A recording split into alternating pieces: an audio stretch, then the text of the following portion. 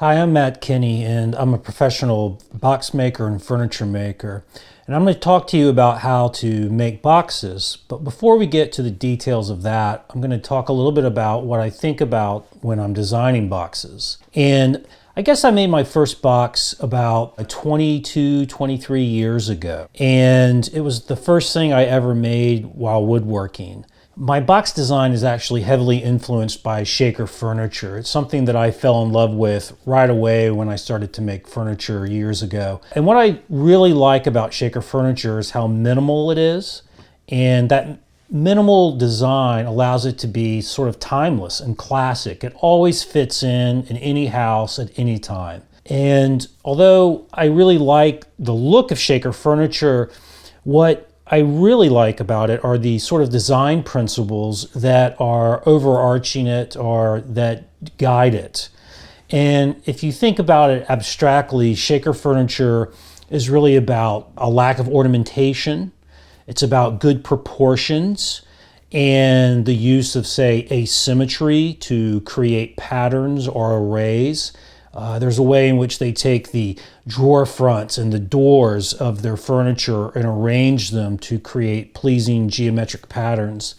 The Shakers were also really good at using color to create something that's visually attractive.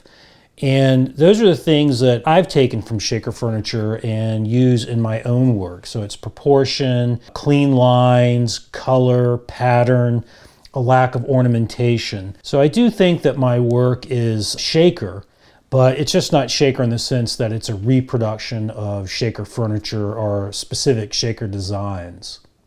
I think that proportion is the most important thing that you pay attention to when you're designing, because they're sort of like it's the foundation or the bones of a piece of furniture or a box. If you get the proportions correctly, then the piece can really sing. But if you do not get them correctly, then it's not going to work no matter what you do. And proportions are more than just the overall, say, height, width, and depth of a piece. Proportions start with the overall dimensions, but it actually needs to be taken and carried throughout the entire design to the smallest element. And I do this in my box making. This is a good example of what I'm talking about. The overall, width and length and height are well proportioned. There's a nice ratio between them. But also, there's a consistent proportion and size to, say, the size of the compartments, the grain and how wide it is and how tight it is, the size of the pulls, the size of these little circular reliefs in the lids, even the size of these lids for the compartments are all done in a way that's proportional to the overall size, that's harmonious with one another, and harmonious with the grain.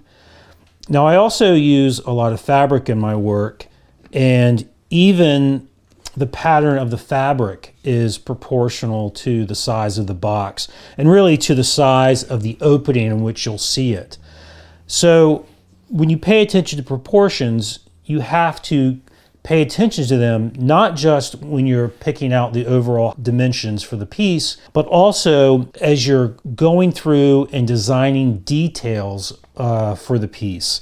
And everything has to be harmonious, and that's how you make a box really sing. Usually when you talk about proportions, you have in mind the overall dimensions, the height, the width, the depth of a piece. But that's not all that you should be paying attention to. You should also think about proportions in terms of every single detail in the box. So for example, this Douglas fir that I chose to make this box has very tight, clean grain. And having the really tight grain here makes this lid look like it's the right size for this box. If I had chosen wood that had really wide grain or cathedral style grain, the lid would look out of shape or maybe just out of size in relation to the whole box, and it would be discordant. But by choosing very tight, straight grain, there's a nice calm and a harmony to the lids. Also, that shape, the long, straight grain, emphasizes or complements the shapes of the individual lids. so that instead of fighting against it and creating disharmony, they create harmony within each individual lid. In addition to proportions, I also pay a lot of attention to the colors that I use in my work. And that means not just, say, the colors of milk paint or the colors of fabric, but also the color of the woods that I choose. I always try to go for something that's complementary or harmonious. I mean, for me, I'm always trying to make work that's subtle, quiet, and has a harmony to it. So when I choose woods or fabrics or paints, I choose things that complement rather than contrast. And I think this is really important. Contrast creates visual discordance, and it's not pleasing. So you want to find things that complement one another. And so what do I mean by complementary? Well, let's take a look at this box. You can see that the box body itself is cherry, but the lid panel is vertical grain spruce. And spruce, although it starts off very pale, with time it ages to a nice golden color. And this complements the cherry really well because the cherry is sort of earthy and red and brown. And in the spruce you have these nice dark grain lines that are almost the same color as the cherry. And the golden color of the field in which those grain lines are in actually matches or complements the cherry as well. And then for the pull, I've used Cocobolo. The brown of the Cocobolo is a strong enough difference from the cherry that it stands out, but it's not so striking that it becomes the sole focal point of the box. When you're choosing woods then, you want to choose woods that complement each other. All right, but also I use a lot of milk paint and fabric in my work. And for example, on this box, which is walnut and Douglas fir, I've chosen a green milk paint to highlight the circular finger relief so you can open up the lids. And that goes really well both with the Douglas fir, but also with the walnut. And you can see that the green is also on the edge of these lids. The way I'm using it here, it becomes a way to delineate the lid from the side and then the two lids from one another. So it functions not only as sort of a complementary color, a little spot, a little brightness, but also becomes in a way a structural element to help identify the structure of the box. Now, inside all of my boxes, I like to add a little pop of color, and that's usually through the fabrics that I choose. So here I'm using basically a brown fabric with a very small repeating pattern. The brown goes well with the walnut, but it also goes well with the Douglas fir. The lighter brown that is sort of the field on which all the little circles are, that goes really well with the Douglas fir. You can also see that the interior of the box is made from basswood. Now, I do that on most every box that I make, or even a cabinet that I make, so that when you open it, it's very bright and cheery, and that you can see things really well. As opposed to if this was lined just with the interior of the walnut, it would be darker, it wouldn't be as inviting. And that is, in a sense, a color. You're using the lightness of the basswood to bring in a brightness to the interior of the box. So again, color is really important, and you want to think carefully about the color, not just of the woods, but of anything you use in addition to wood in your designs. For me, that's milk paint and fabric. As my work's progressed, I've brought color more and more into the things that I make, and sometimes it's the real feature, and I do that with milk paint typically. So a small box like this one, which is made from basswood, but I paint the exterior, and here this is a slate colored milk paint. And that goes nicely because it's a nice cool color, and it goes nicely with the coolness of the tiger maple lid. And inside, there's a nice blue fabric. And again, the interior is basswood to make it brighter and make things stand out more visible on the inside. And topped it off with a Cocobolo pull, which again, darker than the maple, but as the maple ages, it will also darken, and they will become closer and closer in color, and yet still be distinct enough to have like a harmony between two things that aren't the same. Another thing to think about when you're choosing woods, for example, is figure. Now you can see this is a tiger maple lid, and what I think about when it comes to figure is that figure should be used with restraint. I never make a box that's entirely from figured woods. I think it's too boisterous. If that doesn't sound offensive, maybe it does. But I like things that are quiet. So I use figured woods as accent or details, and that's what this lid is here. Another thing to point out that where I'm playing with color is that you can see the top edge of the sides I've left natural. So there's no milk paint there, there's no finish on it at all. And that bright white rectangle works in like a frame. One, it's framing the lid and making the lid sort of stand out a little bit more, but it's also creating some visual separation between the lid and the box body. So what you can do with color is not just create a little bright spot in your work, but you can also use it to emphasize and beautify the structure of the piece. And that's really important when you're doing very simple designs like I do. Again, my work doesn't have much ornamentation. I'm relying heavily on the proportions of the piece to make it beautiful, the colors that I choose, whether that's wood or milk paint or fabric. But I'm also reliant upon the clean lines of my work.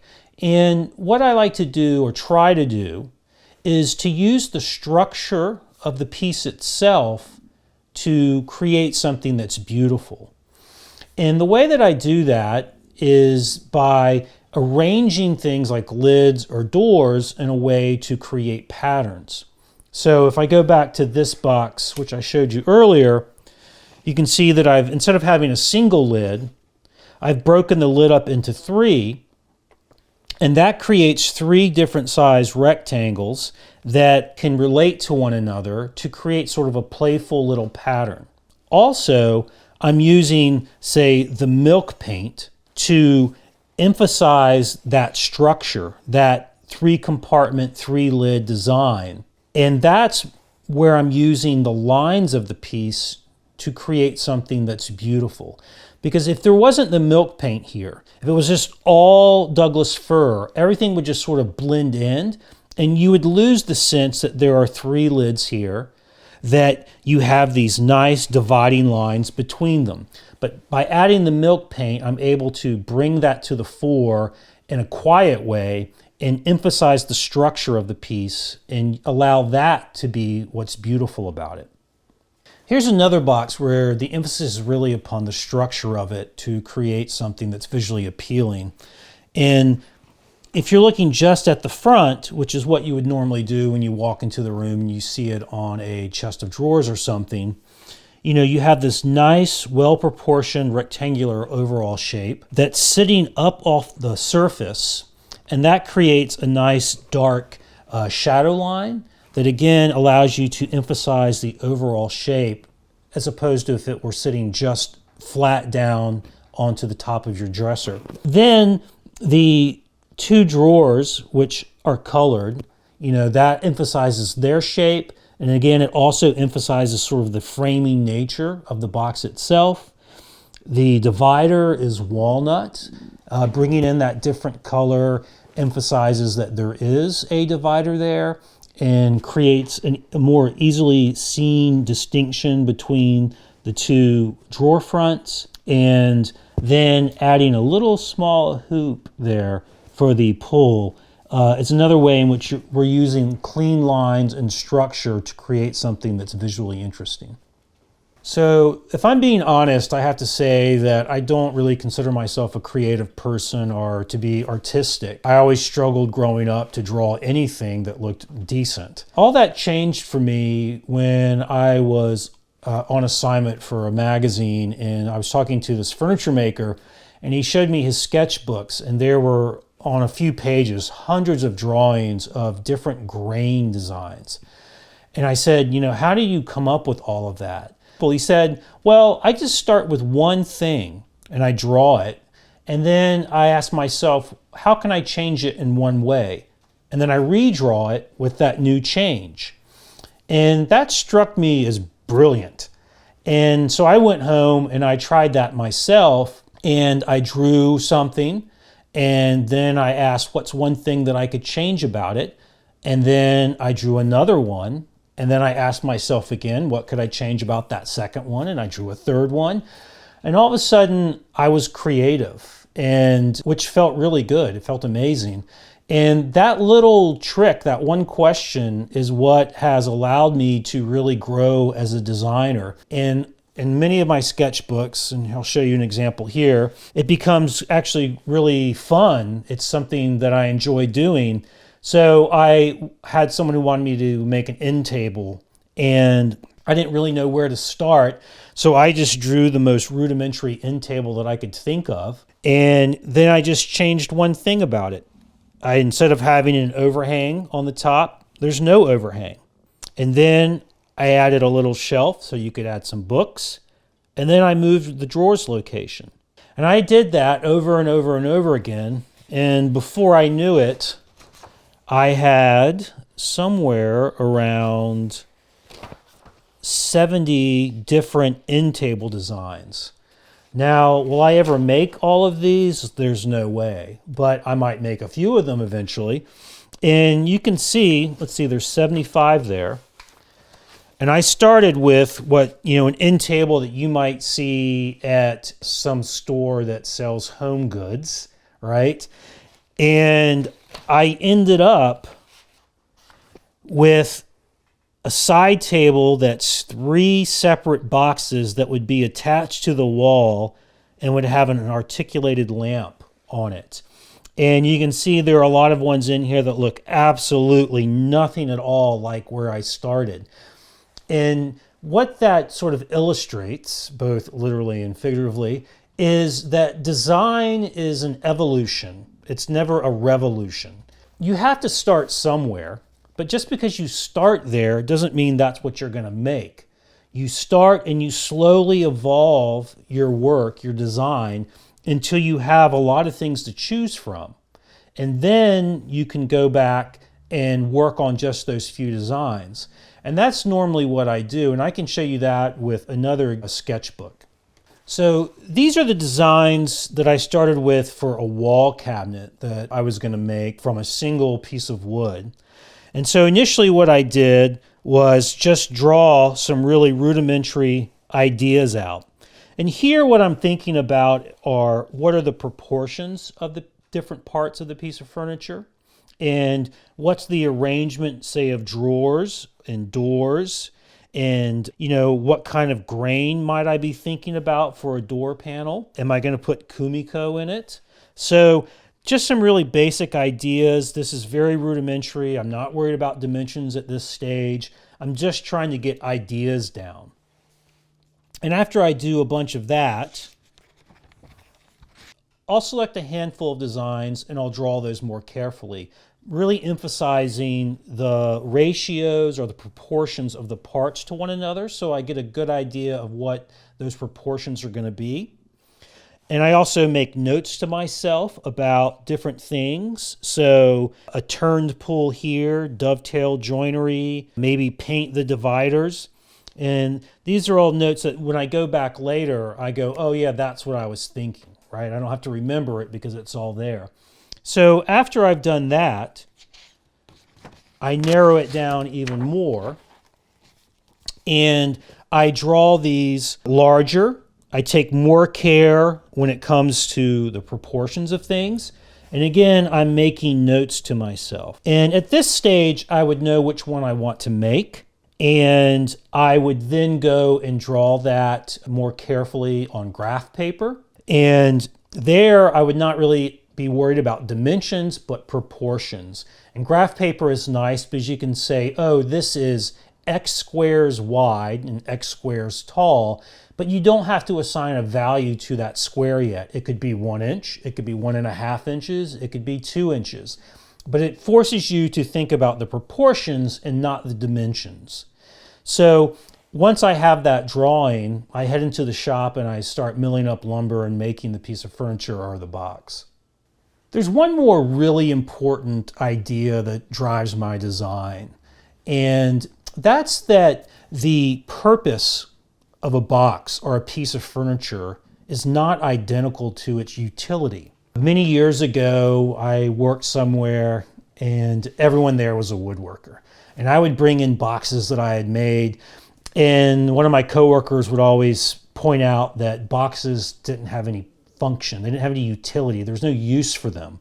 And it always kind of bothered me a little bit, I guess. But then I remembered back from my days as a philosophy professor that, Aristotle talked about things, and he said that, everything has a utility, but everything also has a purpose.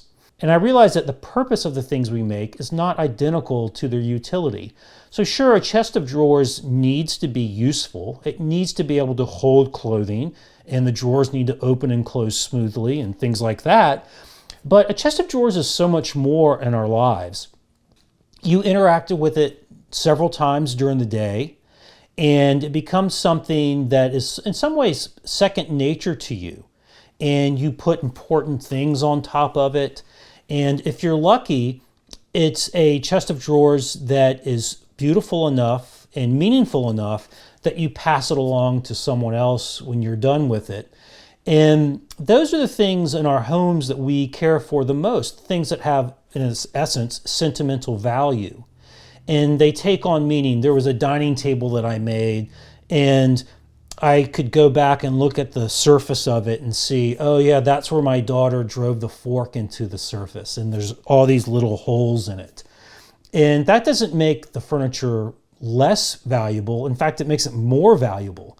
And so when I'm designing furniture, I try to think about the life that it's going to have after it leaves my shop. I want it to be something that's warm and inviting and harmonious, so that the person who owns it engages with it, and so that it takes on value and meaning in their everyday life. It takes on, or it becomes something that they care about.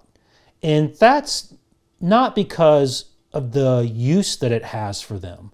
It takes on that meaning, it takes on that significance because of its beauty, because of its harmony, because it's something that they like to interact with. And so when you're designing a box or designing a piece of furniture, it's a challenge, but you need to think about how it fits into that larger context of life overall. And if you can design with that in mind, then I think you're going to design furniture and boxes that are beautiful, that are useful, but also that are significant to the person that owns them. And I think that's really the value of what we do as furniture makers and woodworkers, is that we can create things that have meaning and value to the people that own them. So anytime I'm teaching people how to make boxes, I always really challenge them not to reproduce my boxes, but to take the ideas that I've given them, focus on proportions, focus on color, and focus on patterns. Take those ideas and design their own work. And that's the challenge that I give to you. Take the things that you'll learn from me in this video and go out into your shop, draw something else, and then get to work and make it. And do that over and over again. And before you know it, you'll be designing things that speak with your voice and not mine, things that you can be truly proud of.